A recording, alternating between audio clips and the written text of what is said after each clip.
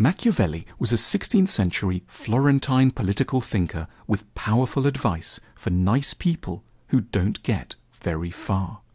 His thought pivots around a central, uncomfortable observation, that the wicked tend to win, and they do so because they have a huge advantage over the good. They are willing to act with the darkest ingenuity and cunning to further their cause. They are not held back by those rigid opponents of change, principles.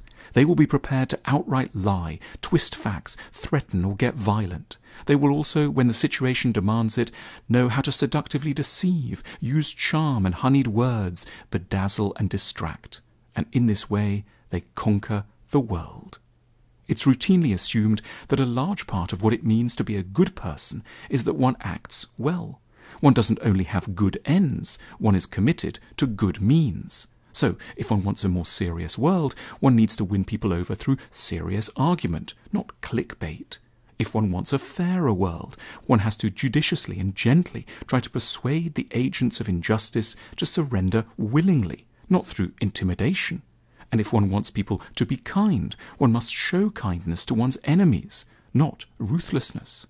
It sounds splendid, but Machiavelli couldn't overlook an incontrovertible problem. It doesn't work. As he looked back over the history of Florence and the Italian states more generally, he observed that nice princes, statesmen and merchants always come unstuck. That's why he wrote the book for which we know him today, The Prince, a short, dazzling manual of advice for well-disposed princes on how not to finish last.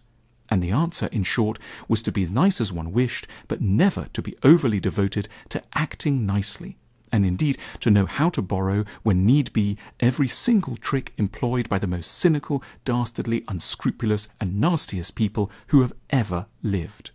Machiavelli knew where our counterproductive obsession with acting nicely originated. The West was brought up on the Christian story of Jesus of Nazareth, the very nice man from Galilee who always treated people well and wound up as the King of Kings and the ruler of eternity. But Machiavelli pointed out one inconvenient detail to this sentimental tale of the triumph of goodness through meekness. From a practical perspective, Jesus' life was an outright disaster. This gentle soul was trampled upon and humiliated, disregarded and mocked. Judged in his lifetime and outside of any divine assistance, he was one of history's greatest losers. The clue to being effective lies in overcoming all vestiges of this story. The Prince was not, as is often thought, a guide to being a tyrant. It's a guide about what nice people should learn from tyrants. It's a book about how to be effective, not just good. It's a book haunted by examples of the impotence of the pure. The admirable prince, and today we might add CEO, political activist or thinker, should learn every lesson from the slickest, most devious operators around.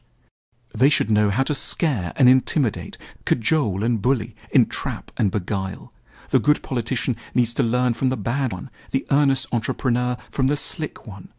We are all ultimately the sum of what we achieve, not what we intend. If we care about wisdom, kindness, seriousness and virtue, but only ever act wisely, kindly, seriously and virtuously, we will, Machiavelli warns us, get nowhere. We need to learn lessons from an unexpected source, those we temperamentally most despise. They have the most to teach us about how to bring about the reality we yearn for, but that they are fighting against. We need weapons of similar grade steel to theirs. Ultimately, we should care more about being effective than about being nobly intentioned. It's not enough to dream well. The true measure is what we achieve. The purpose is to change the world for the better, not reside in the quiet comforts of good intentions and a warm heart. All this Machiavelli knew. He disturbs us for good reason, because he probes us where we are at our most self-serving.